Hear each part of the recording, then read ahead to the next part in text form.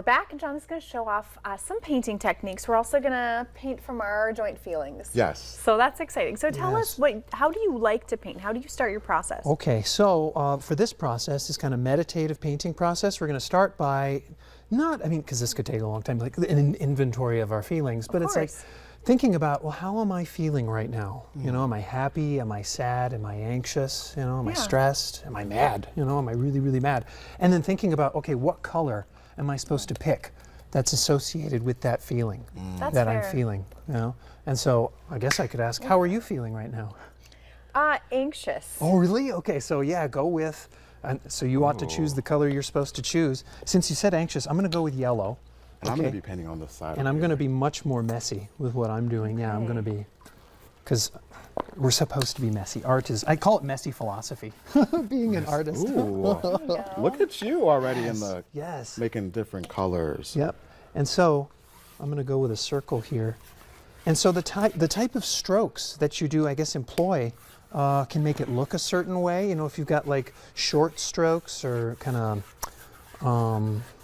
there we go.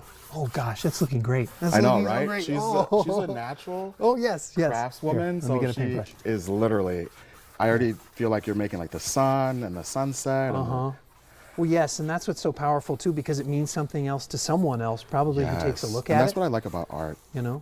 The interpretation. There we go. So yeah, there could be kind of stippling sort of brush strokes, if you know what stippling is, you know, kind of dots or, you know, short strokes, and that can make it look upbeat. There can be long strokes, and there can be this kind of melancholy to it, you know? And that's how we can process what we're feeling. And for me, I don't experience emotions in a typical way, being autistic. And so for me, it's not that this kind of activity is pointless, you know, but it's a little different for me because, you know, I just kind of do it. I love what you're doing over there. Describe what you're okay. So what I find when I paint, and I can hold this up too. Here we are. So what I find when I paint, and we're painting sort of abstractly here, is that I find I gravitate towards structure, and that's what shapes can give us: circles, squares, triangles, and that can be reassuring for us emotionally. And that's what a lot of people probably don't recognize. Here, I'll set this down now. There we go. It's like you're walking into a portal. I feel like I'm going into a portal. Oh, really? Yeah. Okay, I'll take you into a portal of, you know, being, I guess, neuroatypical or something like that. And that's what I'm considered, neuroatypical. It's a confidence builder as well, I think, because it really helps you to just be comfortable with, this is what I'm creating. Yes. And it is good enough, and it is, you know, it is me. And so I think a lot of times, I know at least with myself, in creating art, sometimes I'm self-conscious because I'm like, well, what if other people don't like it? Oh, yes. See, that's what I was talking about. Opinion and feedback. Opinion is a visceral, emotional response to something, okay? Like people saying, that's awful. That doesn't really give you any information how to change anything, you know? It's but so feedback objective, is different. Too. Sure. The opinion is that's the thing, is everybody's got a different opinion, and it's so objective. Sure, it can, John, did you hear about what happened to the Mona Lisa? I did. That was a crazy story. And I guess that totally, I had a discussion about that before coming here. And I guess some people just need that much attention, don't they? You know, it's kind of like, look at me instead of that. And I guess if that's what people need to do, I think that's one of, and I bring that up in classes. It's like, let's work on this. Again, be constructive, not destructive. Let's work together, not against each other. You know, let's make something, not destroy something. So with having people on the spectrum and different variations, how do you juxtapose their, you know, idea and then putting it to canvas? Sure, and so I do attempt to find out what level of support they need. You know, like for me, I'm considered a level 1. I don't need that much support, you know. But some individuals, you know, they're kind of not aware of what's going on, you know, but they can be. And that's what I meet them where they are, and it's kind of like, what are we supposed to be working on?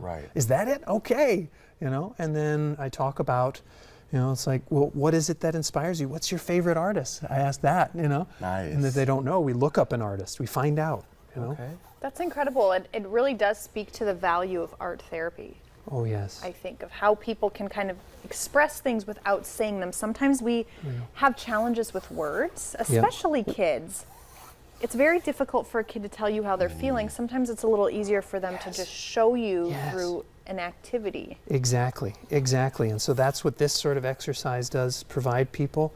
And here I'm going to add one more color and then I'll hold this up. But yeah, it allows them to, I had said, process and integrate so much. You know, and we're talking about how mental illness is so prevalent nowadays, but so is mental wellness. Yes. You know, and it can be, true. and we got to focus on that. And There's so, a good yeah. organization called NAMI. and Oh, it's yes. the National Alliance of Mental Institute, Yep. I believe, and they Love help that. tremendously with mental health issues and advocacy. So Yes. if you have someone that you love that is facing mental health issues, check out NAMI.org. Yes, do that. You know, and there's so many more here in town too. And I've worked with them, so many agencies, so many organizations, so many people, you know, who are so patient, you know, and so caring How and can make people themselves so take available. your class? I know Yes. that you do teach, so how do people reach out to you? Yes, and so I teach, oh gosh, at a variety of different places. Moorhead Community Education, sort of Moorhead Public Schools, Plains Art Museum, that's the Dream Farm privately. I instruct privately Oh, interesting. as well if individuals need more kind of one-on-one. You know, I do that. Here, let me get this. Ooh. That sounds great if someone has a child maybe, or they, you know, if you just need time for yourself to just take a break and Yeah. paint something and just feel empowered. I absolutely love that. Yes. Should we show them your masterpiece? Yeah, do that. Do that. Let's show Here's, That's the point of it. And so, you know, we're thinking about our feelings, we're talking about, you know, and that's what comes out of it, and that's really great. And here, I'll hold this up. This These is a are little my more feelings. It's a beautiful abstract. sunset with the ocean. Oh, God. You know, and so this is That's what, so amazing. yes, and so I went a little more abstract or non-representational Sure. with what I was doing. Awesome. You know, Well, Incredible. John, thank you so much for letting us into your world and Oh, yes. painting. yes, you're very, very welcome. Well, coming up on today's show, we'll be taking a look at the housing market here on North Dakota Today.